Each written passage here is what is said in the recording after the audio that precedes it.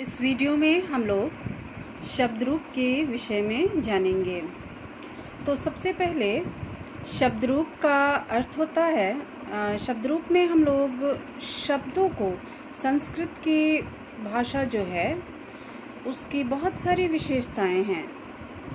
जैसे कि इसमें 3 लिंग होते हैं, 3 वचन होते हैं, जो हम लोगों ने पहले ही देखा था। अब अगली विशेषता हम देखेंगे इस शब्द रूप के द्वारा।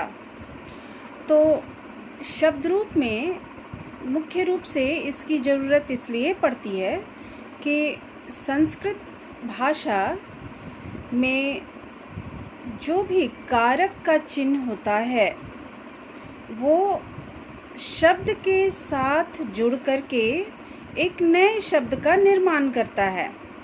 तो आगे हम लोग जब इसमें बढ़ेंगे तो हम लोग देखते चलेंगे कि किस तरह से ये शब्द में ही जुड़ा हुआ रहता है। और जबकि हिंदी में हम लोग कारक जो पढ़ते हैं उसके चिन्ह शब्द से अलग रहते हैं, जैसे राम ने खाना खाया, लेकिन यहाँ पर संस्कृत में ये बिल्कुल अलग हो जाता है। अगर हमें राम ने बोलना है तो रामः हम बोलेंगे, यानी कर्ता यहाँ रामः हो जाएगा। तो उसी तरह से हम लोग आगे अलग अलग विभक्ति को हम लोग देख लेंगे।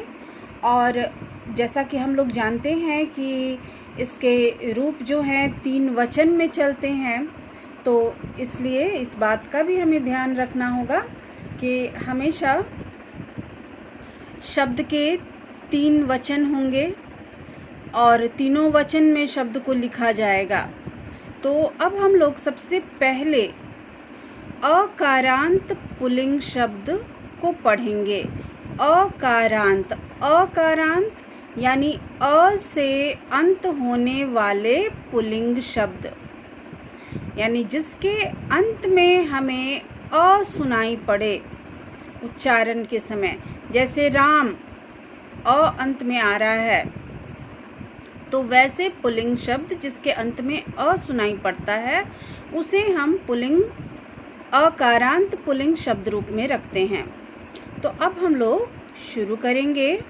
सबसे पहले मैं यहाँ पर विभक्ति और वचन को यहाँ पर बताते हुए हम लोग आगे बढ़ते चलेंगे। तो सबसे पहले है कारक के रूप में। अगर हम विभक्ति और वचन को हम देखते हैं, वचन इधर हम लोग चलेंगे और विभक्ति यहाँ पर दिया हुआ है। तो यहाँ आपकी पुस्तक में ये पेज 96 में दिया हुआ है। यहाँ प्रथमा का मतलब हो जाता है कर्ता, यानी कर्ता को संस्कृत में हम लोग प्रथमा विभक्ति के रूप में जानते हैं। कर्म को द्वितीय विभक्ति के रूप में जानते हैं, जिसका चिन्ह है को। करण को तृतीया विभक्ति के रूप में हम लोग जानते हैं और करण का चिन्ह होता है से या के द्वारा। तो जब हम शब्द बनाएंगे तो यहाँ पर राम को बोलना है तो रामम, राम से या राम के द्वारा तो रामेन। उसी तरह से चतुर्थी में जब हम आते हैं, यानी संप्रदान कारक, तो चतुर्थी विभक्ति हो जाएगी, लेकिन संप्रदान का चिन्ह हमारा है के लिए या प्रदान करना। तो अगर हमें ये बोलना है कि राम के लिए तो रामाय, यानी ये जो के लिए, राम के लिए हम बोलते हैं, यहाँ राम हिंदी में राम अलग है और के लिए अलग हम बोलते हैं, जबकि यहाँ पर एक शब्द बन गया के लिए, राम शब्द के साथ ही जुट के रामाय शब्द बन गया। उसी तरह से आपादान कारक जिसका चिन्ह से होता है, यानी अलगाव के संबंध में जब अलग होता है, जैसे पेड़ से पत्ता गिरता है तो पेड़ से पत्ता अलग हो रहा है, तो यहाँ इसे हम आपादान को यहाँ पंचमी विभक्ति कहते हैं। और जब इसका हम प्रयोग करेंगे तो राम से तो रामात। उसी तरह षष्ठी विभक्ति जो है, यानी जो संबंध का बोध कराने वाला संबंध कारक जो है का के की जिसका चिन्ह होता है, या रा रे री, तो उसे हम षष्ठी विभक्ति में रखेंगे। लेकिन हमें इतना याद रखना होगा कि संस्कृत में मुख्य रूप से 6 विभक्तियाँ होती है, षष्ठी को वो विभक्ति नहीं मानता है। यानी प्रथमा, द्वितीया, तृतीया, चतुर्थी, पंचमी और सप्तमी 6 विभक्ति मानी जाती है। षष्ठी को विभक्ति नहीं माना जाता है और ना ही संबोधन को विभक्ति माना जाता है। अब हम आएंगे अधिकरण कारक, जो संस्कृत में सप्तमी विभक्ति कहलाता है और जिसका चिन्ह है में या पर। उसी तरह से संबोधन, लेकिन ये जैसा कि मैंने पहले कहा था कि ये कर्ता का भाग होता है, क्योंकि ये कर्ता से जुड़ा हुआ है, षष्ठी और संबोधन, तो इसीलिए इसे हम विभक्ति नहीं मानते हैं संस्कृत में।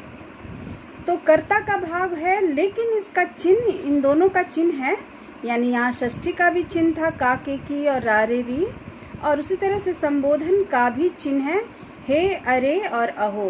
तो यानी जब हम किसी को संबोधित करेंगे तो हम हे राम या अरे, अहो आदि का प्रयोग करते हैं। तो यहाँ हम लोगों ने विभक्ति के बारे में जाना, यानी किस तरह से कारक के साथ मैंने ये बता दिया कि कौन सा कारक को विभक्ति के रूप में हम किस तरह से जानेंगे। अब हम इन्हीं शब्दों को, यानी राम शब्द है तो प्रथमा में किस तरह से इसका रूप होगा, द्वितीया में कैसे होगा, इसको मैं एक बार यहाँ बता दे रही हूँ। आप लोग इसको अपनी कॉपी में लिख लीजिएगा। ऐसे आपके बुक में पेज 96 में दिया हुआ है यह, तो यहाँ आप उससे भी देख करके लिख सकते हैं। तो यहाँ पर रामः प्रथमा है, रामः रामो रामः, द्वितीया रामं रामौ रामान्, तृतीया रामेण रामाभ्यां रामै, चतुर्थी रामाय रामाभ्यां रामेभ्य, पंचमी रामात् रामाभ्यां रामेभ्य, षष्ठी रामस्य रामयो रामाणां, सप्तमी रामे रामयो रामेषु, संबोधन हे राम, हे रामो, हे रामः। तो ये हमारा अकारांत पुल्लिंग शब्द का, राम शब्द का ये शब्द रूप था। और आगे से ध्यान रखना होगा हम लोगों को कि जितने भी अ से अंत होने वाले पुल्लिंग शब्द हैं उन सबों का रूप इसी तरह से चलेगा। जैसे यहाँ पर नीचे दिया हुआ है, छात्र, बालक, शिक्षक, मृग, अश्व, सिंह, वानर, शशक आदि का आकारांत पुल्लिंग शब्द रूप इसी तरह से चलेगा। तो इस बात को हमेशा ध्यान में रखना है। अगले वीडियो में हम लोग आकारांत को देख लेंगे।